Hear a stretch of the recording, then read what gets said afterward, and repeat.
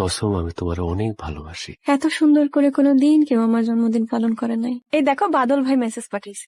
এর সাথে তোমার এখনো যোগাযোগ আছে? না, তাহলে এত রাত্রেবেলা SMS করছে কেন? জন্মদিন দেখা পাঠাইছে হয়তো। তোমার সাথে এতদিন ধরে ওর সাথে তোমার যোগাযোগ আছে, সেটাতে তোমার কোনো সমস্যা নাই।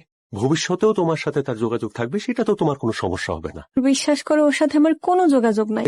এই বেটা তোমার ও হইল কবে থেকে? মাথাটা ঠান্ডা করো না, এমন করে না, মাথাটা ঠান্ডা করো। আমি তোমারে অনেক ভালোবাসি, তুমি আমার কাছে ফেরেশতার মতো। আমার সাথে কোনোদিন মিশা কথা বলো, আমি নিতে পারবো না তোমার মিশা কথা। আমার মায়ের ফেলো, কিন্তু মিশা কথা বললো না আমার সাথে। তোর মায়ের শরীর খুব খারাপ, ওরে কয়টা দিনে লেগে ওকে বাড়িতে নামাই দিয়ে আয়। ওর মায়ের কাছে কয়টা দিন থাকুক, একটু সেবা যত্ন করুক। আচ্ছা ঠিক আছে, তুমি ফোন ধরতেছ না কেন? আমি ঘুমাই গেছিলাম। তুমি জানো না, তুমি ফোন না ধরলে আমার টেনশন হয়। আমার তো পালপিটেশন বেড়ে গেছে, আমি আসতেছি। ঠান্ডা লাগছে, অনেক রাত হয়েছে, এখন ঘুমাই পড়ো। ও আচ্ছা আচ্ছা আচ্ছা আচ্ছা, ভালো থেকো।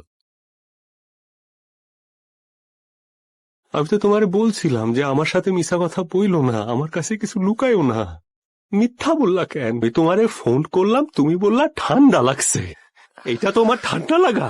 ওই কুত্তার বাচ্চা তোমার গায়ে হাত দিল কেমনে? সেটা আবার তুমি এলাও করো? তার মানে তুমি জানতা যে ও আসবে, এবং সেই কারণে তুমি এই নাটক কইরা ওই বাড়িতে গেছো। আমি জানতাম না। তোমার এক ফোঁটাও বিশ্বাস করি না যে সত্য গোপন করতে পারে, সে মিশা কথা বলতে পারে। কি হয়েছে বাবা, চিৎকার করতেছিস কেন? মা, আপনি এখানে কেন আসছেন? এটা আমাদের ব্যক্তিগত বিষয়, আপনি জানেন। কারে যাইতে কস? তুই একটা নষ্টা, একটা চরিত্রহীন, তুই এমন থাকবি না। মাথা ঠান্ডা করবো? ও ঠান্ডা মাথায় যা করছে আমার সাথে, আমি মাথা ঠান্ডা রাখবো কোত্থেকে? আচ্ছা তুই, আমার জীবনের বড় ভুল ছিল তোরা ভালোবাসা। আমি তোরা ভালোবাসি না, তুই যা। আমার দিও না, দিও না।